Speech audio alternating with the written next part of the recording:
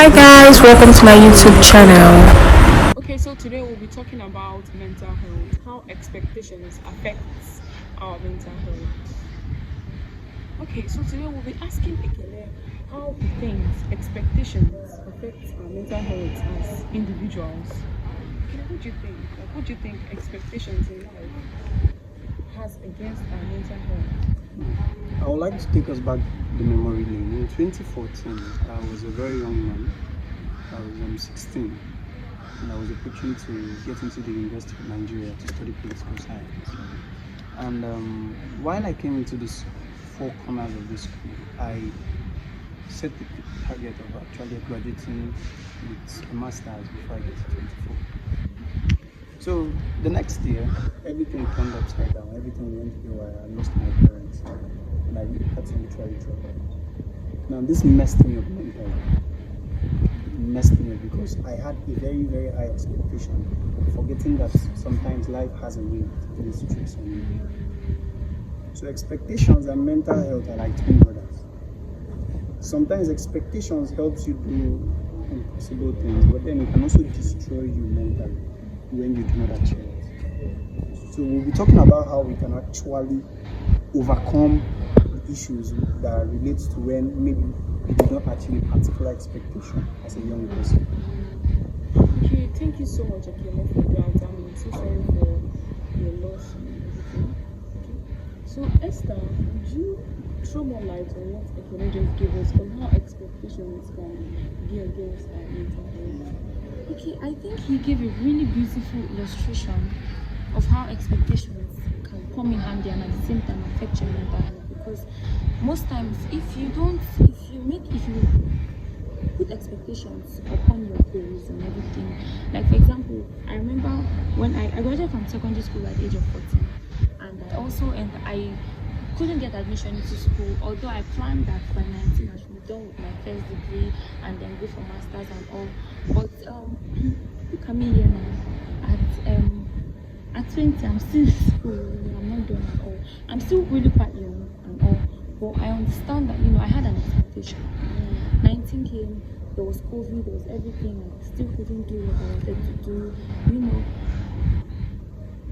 I saw my mates. They had people I finished with. They had graduated. They had most of them. Some are not in Nigeria anymore. Some have finished their service and all. Some started businesses and all. Sometimes when you have expectations and you don't reach them, it has tendency to affect you. You feel like, oh, I failed and everything. But I feel sometimes it's okay to fail, but it's not okay to stay there. You understand? You can fail, but what matters most is how do you rise up from there. I was reading something and somebody said it's okay to start again, but this time you're not starting from scratch, you're starting from experiences. Do you understand? So at the same time, even if you don't meet your goals, there's always room for you to, because you've learned from mistakes, you've become more exposed. There's always room for you to become better. It's not the end of the world. It's not enough to commit suicide. There's still so much more. So much more. You understand? Thank you so much, Esther. So with everything you guys have said, how exactly do you think someone who fell into depression because of expectations can actually cope? Because for example, you said you planned to graduate at 19 or probably 18, but then it didn't work out that way. So if you had fallen into depression, how do you think you would have coped? Okay, I will talk from personal experiences and I will give solutions both medically and socially, because as a social worker, these things are very dear to me. So I remember in 2018, that was in my 2019, second 2018, 19, second one, I happened to be really, really depressed because I was having a lot going on for me at home, emotionally, and all. And it was a really tough year for me. It affected my grades because my second year results were not the best for me. But then, one thing that kept me going, like Mr. Kenneth said, he said, find your relaxation spot. Music help me. Down deep, but that's part of it for you. And then you talked about seeking medical attention. Yeah, very, very nice. So, Ekene, do you have anything else to add to what Esther just said? Well, Esther actually, she exposed us to a lot of mind-blowing strategies and secrets to actually curing and fighting depression, which is one of the big problems when it comes to mental health. And it's funny enough, but I found out there's also another secret which we all apply unconsciously. But when you do it consciously, it gives you longer freedom. It's called giving. I was reading a book by Malala Yousafzai, a young lady who was shot by the Taliban when she was 15 and she won the Nobel Peace Prize at 16. And she made a statement inside that book. She said, "My greatest point of joy has always been when I give." You see, sometimes when we talk about giving, we think it's only money. You might be depressed, but you have time to give to others. You might be depressed, but you still have time to actually go and volunteer for something.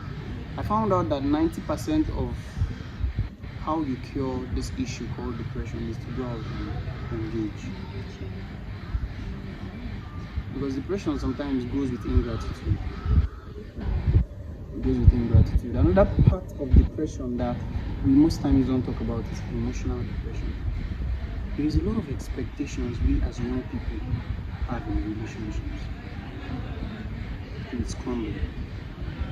My first relationship, I want to throw this out to the camera. This is the first time I'm talking about my first relationship, a very serious one. I almost lost my mind because I never expected my partner to cheat.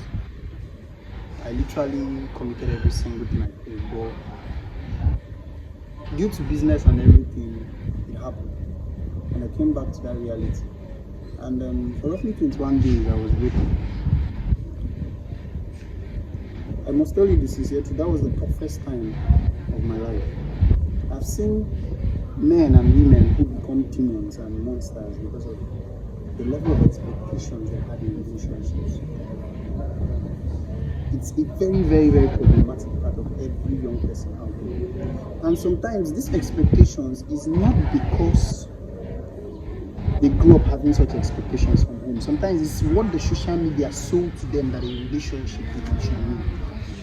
So you see a young lady, in quote, and due to maybe constant feeding on some particular kind of videos and maybe movies, she feels like, hey, in my relationship, my man must do this, my man must do that. And we as guys, we feel like, okay, I should expect total submission from your woman. And then when you don't see such, you end up feeling totally broken. I must be sincere with you. I encourage people nowadays, don't put too much expectations in your relationship. Life is a phase. Sometimes the person right now in your life might not be the right person for the next phase of your life. So as much as you value him or her right now, make sure you always have that end in mind, that tomorrow you will still meet greater people.